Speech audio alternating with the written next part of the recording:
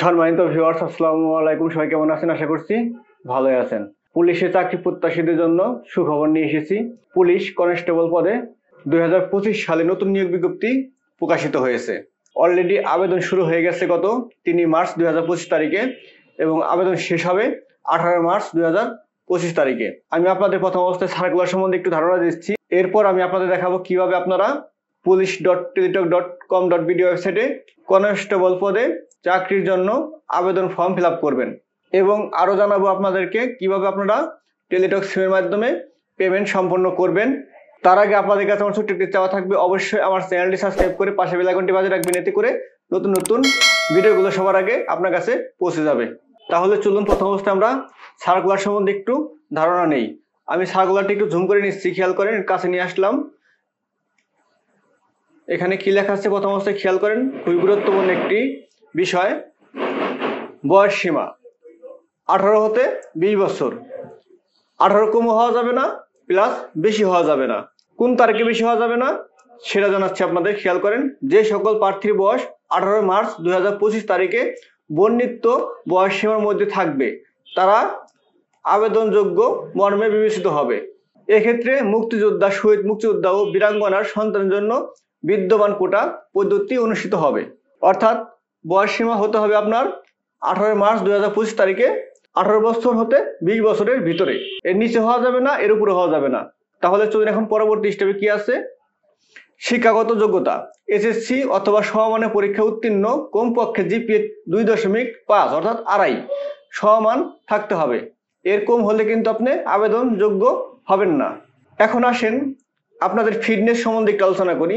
উচ্চতা পুরুষ প্রার্থীদের ক্ষেত্রে মেধা কুঠার প্রার্থীর ক্ষেত্রে 5 ফিট 6 ইঞ্চি, মুক্তিযোদ্ধা, শহীদ মুক্তিযোদ্ধা ও বীরাঙ্গনার সন্তানদের এবং ক্ষুদ্র নিগোষ্ঠী কুঠার প্রার্থীর ক্ষেত্রে 5 ফিট 4 ইঞ্চি। শারীরিক প্রতিবন্ধী ও তৃতীয় লিঙ্গের কুঠার প্রার্থীর ক্ষেত্রে বিধি অনুষ্ঠিত হবে।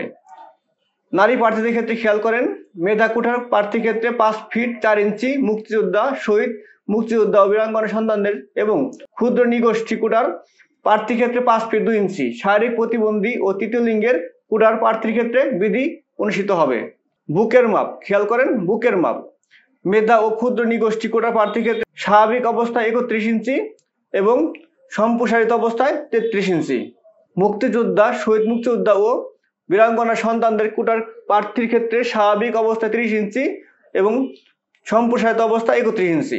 এখন একটা জিনিস খেয়াল করেন, মহিলা প্রার্থীর ক্ষেত্রে কিন্তু এখানে কোনো বুকের মাপ চাওয়া হয় নাই, অর্থাৎ এখানে উল্লেখ নাই।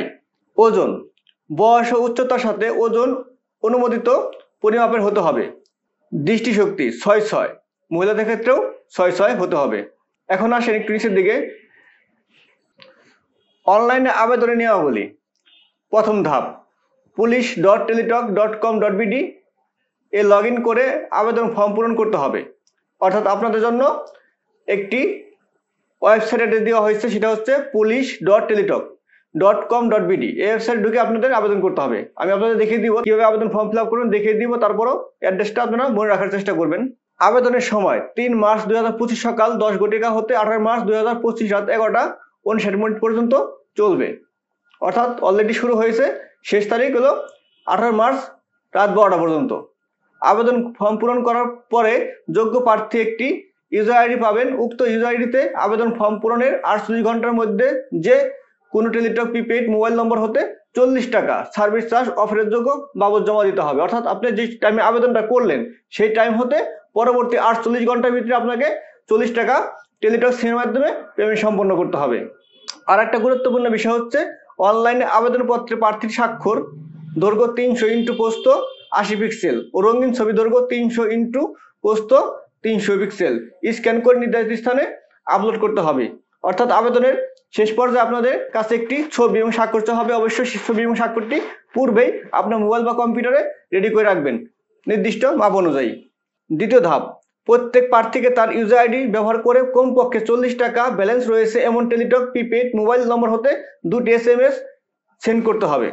প্রথম SMS সেন্ড করতে হবে হলো TRC স্পেস ইউজার আইডি লিখে সেন্ড করতে হবে 16-3-2 নম্বরে। অর্থাৎ আপনি যে আবেদনটা করবেন সেই আবেদন কপিতে একটি ইউজার আইডি পাবেন, সেই ইউজার আইডি দিয়ে আপনাকে SMS করতে হবে। এক্সাম্পল টিআরসি লিখবেন প্রথম অবস্থায়, মেসেজ অপশনে স্পেস দিবেন, স্পেস দিয়ে আপনার আবেদন কপি থাকা ইউজার আইডিটি লিখবেন, লেখার পরে সেন্ড করবেন 16-3-2 নম্বরে। প্রথম এসএমএস সফলভাবে সেন্ড হওয়ার পরে রিপ্লাই আপনাকে এটা এসএমএস দেওয়া হবে 40 টাকা কেটে নেওয়ার প্রেক্ষিতে, এবং সাথে একটি পিন নাম্বার পাবেন।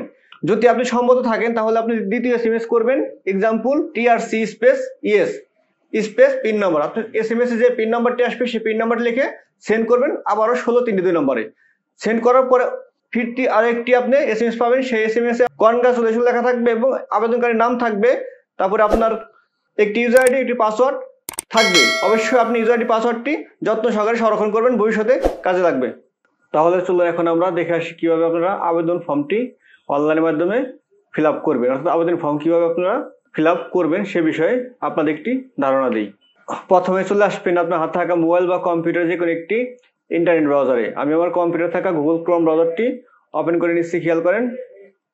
ব্রাউজারটি ওপেন হওয়ার পরে উপরে দিকে অ্যাড্রেস বার লিখবেন পুলিশ, POLIC pulish.teletalk pulish.teletalk লিখে এন্টার অথবা সার্চে ক্লিক করবেন। এন্টার অথবা সার্চে ক্লিক করার পরে আপনার সামনে বাংলাদেশ পুলিশ টেলিটক এই সাইটটি চলে আসবে, আপনি এখানে একটি ক্লিক করবেন। ক্লিক করার পর আপনাকে নিয়ে আসছে কনস্টেবল যে আবেদনের লিঙ্ক আছে যেখানে, সেই সাইটে আপনাকে নিয়ে আসছে। এই দেখেন এখানে কনস্টেবল টিআরসি, এখানে একটি ক্লিক করবেন। এখানে ক্লিক করার পরে খেয়াল করে নিচের দিকে একদম এই যে অ্যাপ্লিকেশন ফর্ম, এই অ্যাপ্লিকেশন ফর্মে একটি ক্লিক করবেন। অ্যাপ্লিকেশন ফর্মে ক্লিক করার পরে এই পাশে দেখেন একটি বৃত্ত আছে, এখানে একটি ক্লিক করবেন। ক্লিক করার পরে পাশে আছে পদের নাম, এখানে ক্লিক করার পরে খেয়াল করেন এখানে কিন্তু আপনার পদের নামটি লেখা আছে, প্লাস এখানে কার্সর রাখলে কিন্তু আপনার এই সার্কুলারটি উপরে শো করছে, খেয়াল করেন। অর্থাৎ যে কনস্টেবল পদের যে সার্কুলারটি, যে সর্বশেষ যে সার্কুলারটি, সেই সার্কুলারটি কিন্তু আপনি এখানে পাবেন। এখানে ক্লিক করলে কিন্তু আপনার সার্কুলারটি ওপেন হয়ে যাবে, ডিটেলস কিন্তু এখানে উপরে ভেসে উঠছে।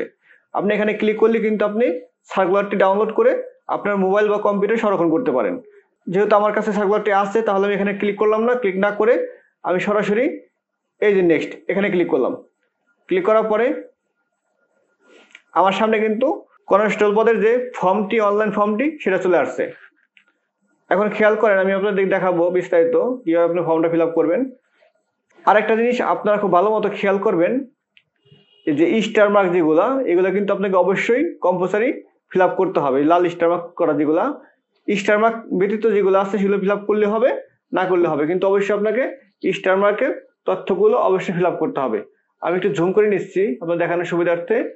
এখন খেয়াল করেন নেম, এখানে আপনি নেমটি লিখবেন অবশ্যই এসএসসি সার্টিফিকেট অনুযায়ী, কোনো ভুল করা যাবে না, ভুল করলে কিন্তু আবেদনটি বাতিলযোগ্য হতে পারে।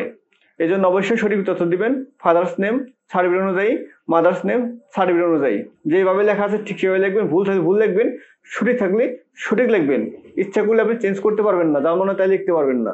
সঠিক তথ্য তো আপনার সার্টিফিকেট অনুযায়ী তথ্য ফিল আপ করতে হবে। এখন আসেন জন্ম তারিখ, ডেট অফ বার্থ, ডে, অর্থাৎ আপনার দিন, মাস, বছর এখানে লিখতে হবে সঠিকভাবে। তারপরে জেন্ডার, আপনি মেল না ফিমেল, অর্থাৎ পুরুষ না মহিলা সেটা সিলেক্ট করবেন।